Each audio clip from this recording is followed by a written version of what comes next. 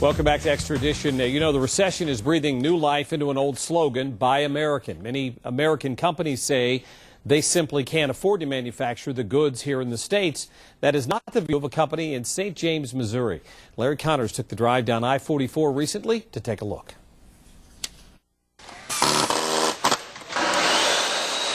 The assembly floor at Tacony Manufacturing is a beehive of activity. They're making vacuum cleaners. One more vacuum cleaner going out the door. The company obviously bucking a trend where others say we can't make it in America. This company says you can. As we said, it's on the box. Company President Bill Hinderer showed us how it's all done, from turning plastic pellets into parts for the vacuum cleaner body to painting and final assembly. Things are going so well that now, listen to this, the company is actually moving work from plants in Korea and China to Missouri. 6 months from now, we should be producing models of canister vacuums that are currently made in Korea. That seems like a big leap for an American company now to suddenly bring work back here from Korea or anywhere in Asia. Right. Tacony says its Made in America status is a strong selling point. In fact, the company promotes it with labels and packaging. It says we're working hard in the heartland to build world-class vacuums. Hinderer says Tacony is proof that goods can be made in America and sold at competitive prices. He'd like to see more businesses do the same. Can you see where this kind of move by your company and others will lead more companies in this direction? I think as we can show success, and as Channel 4 publishes that and can show things, then I think other people will certainly think of it.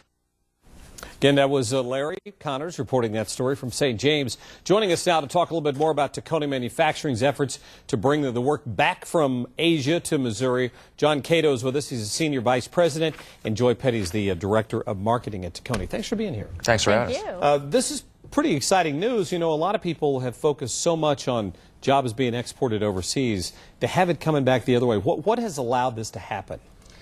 Well, mostly it's because of the way we go to market. We sell our vacuums through independent retailers, or what you'd call mom and pop stores. Okay. And they really care less about national advertising and more about quality and performance. So for us, achieving that best performance and quality can be done here, and we're making it work. Right, and when it comes to marketing them, then your products are not what you're saying sold at the big box stores, in other words. Is that how it's marketed? Exactly. They're only sold through the mom and pop vac shops, and at those they repair vacuums all day long, all makes and models, and they know what works in a vacuum and what doesn't, and they wouldn't buy from us if they thought ours weren't going to work. So how's business right now? I mean, in the down economy, obviously, if you're willing to produce more jobs, is the vacuum industry not feeling some of the pinch that everyone else is? I wouldn't say the vacuum industry isn't feeling the pinch, but we're in a lucky position where our retailers, of being the mom and pop vac shops, are endorsing the product to consumers and really selling them on the advantages of buying quality.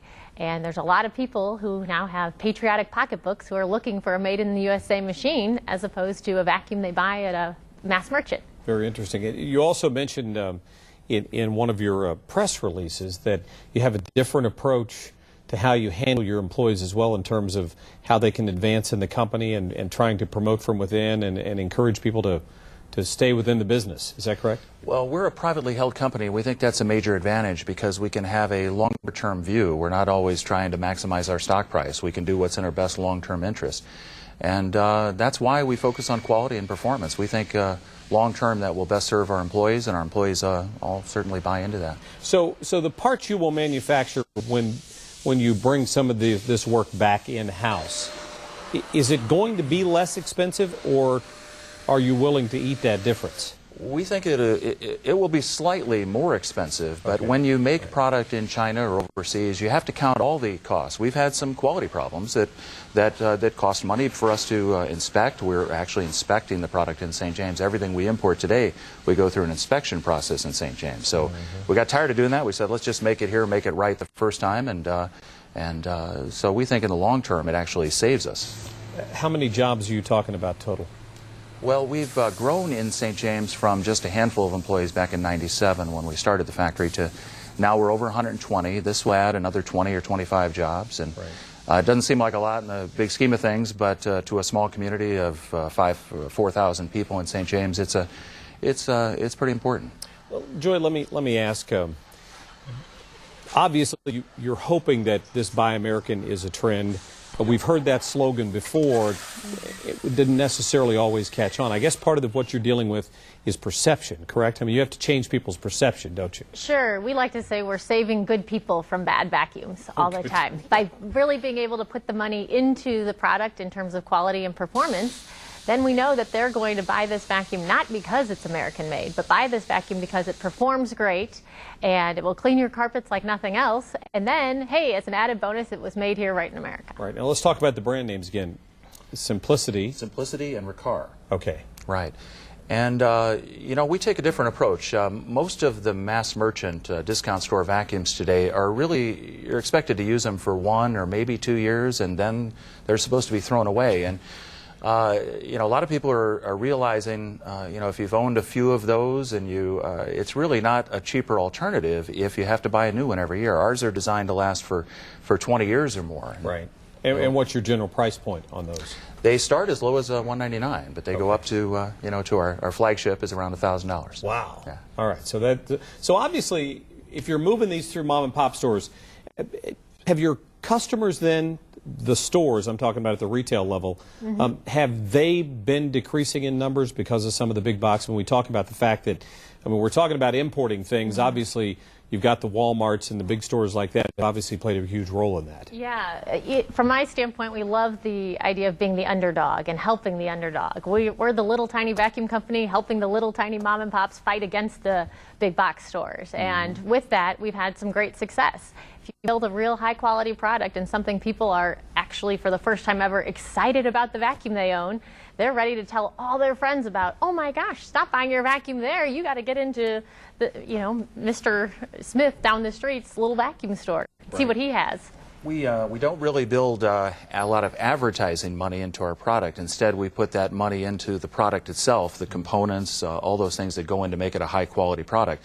So we're really kind of dependent on the referral business. We want you to be so happy with our vacuum cleaners that you'll tell all your friends about it, and you'll tell them that the dealer treated you right. How hard is it to buy a vacuum that's made in America? Let me ask that question, because I know if you go to buy a TV, you're going to have a hard time finding one that's American-made these days, right? Of all the vacuums that are sold in the U.S., only about 7% are actually made here. So we're proud to be part of that 7% and growing. You need to ask that question. Not all of the parts in your vacuums are necessarily manufactured here, like what, the motors, for example, in some cases? Well, the motors used to be, but unfortunately, there's no one building vacuum motors in the States. So it is a world economy, and we do have to be realistic and build the best product for the best value for our consumers. So some of the parts do come from different parts of the world. So you're fighting the good fight at this point. That's right. Thank you for joining us. Appreciate that. John Cato, Joy Petty, thank you for being here. Thank you. All right.